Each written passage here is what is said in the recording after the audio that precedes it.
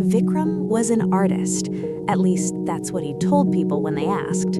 "I'm an artist," he'd say, and his eyes would light up describing the paintings he planned to create. Vibrant landscapes, emotional portraits, something truly beautiful. But Vikram never painted, because Vikram was also the most helpful person in his neighborhood. "Vikram, can you help me move this furniture?" "Of course." "Vikram, my son needs tutoring in math. You're good at math, right?" "No problem, I'll come by tomorrow." "Vikram, could you organize the community festival? You're so good with people." "Happy to help." "Vikram, my computer is broken. You know about computers." "I'll take a look this weekend." Every request, he said yes. Every favor, he granted. Every hour, he gave away. His apartment was filled with blank canvases, untouched paints, pristine brushes. They waited for him, patiently, year after year. Time has a way of moving when you're not watching. Days became weeks, weeks became months, months became years. Vikram helped his friend move 3 times. He tutored 5 different children through high school.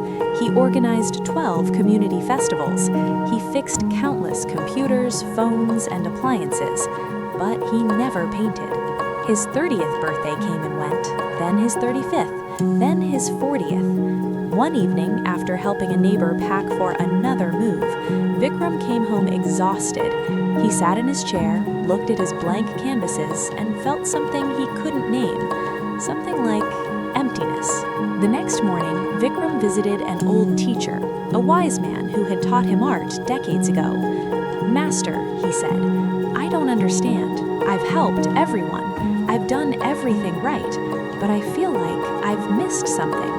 The old man looked at him for a long time. Then he asked a simple question. "Vikram, how many paintings have you completed in the last 10 years?" Vikram opened his mouth, closed it, opened it again. "None," he whispered. The old man nodded slowly.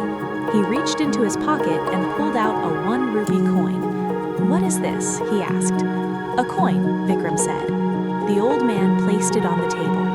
"If you spend this coin, can you get it back?" "No." "If you lose it, can you find another one?" "Yes, there are many coins." The old man nodded again. He placed his hand on Vikram's heart. "But this," he said softly, "the hours in your life, if you spend them, can you get them back?"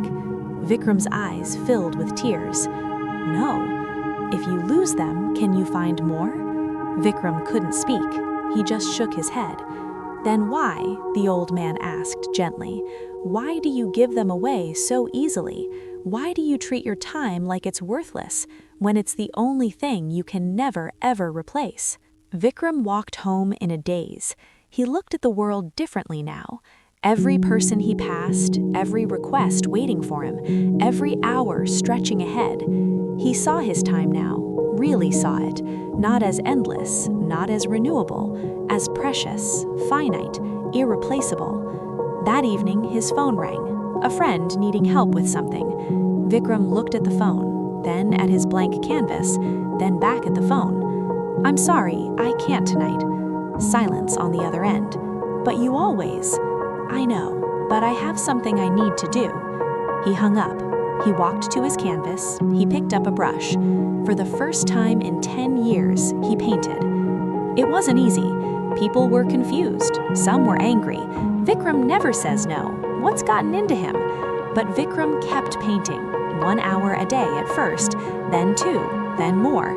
He learned to say no politely, firmly, without guilt. "I'd love to help, but I have commitments. I can't this time, but I hope it goes well. I have to protect my painting time." Some people drifted away, the ones who only wanted his time, but others stayed, the ones who valued him, not just his hours. And the paintings? They were beautiful, more than beautiful. They were alive with the years of feeling he'd stored up, the emotions he'd never expressed, the life he'd finally started living. Vikram's story teaches us something crucial. Time is the only currency you can never earn back. Money, you can make more. Things, you can buy new ones. Relationships, some can be repaired. But time, once spent, it's gone forever. Every hour you give away is a piece of your existence. Choose carefully who receives it. Choose carefully how you spend it. Because one day you'll look at the blank canvases of your own dreams, and you'll realize the only person who could have painted them was you, but only if you protected the time to do it. If Vikram's story reminded you to protect your precious hours, subscribe to Life Lessons Daily for more stories about living intentionally. Click the bell for daily reminders that your time is your life. Guard it well. In the comments, share what's one thing you need to start saying no to so you can say yes to what really matters. Your courage might inspire someone else.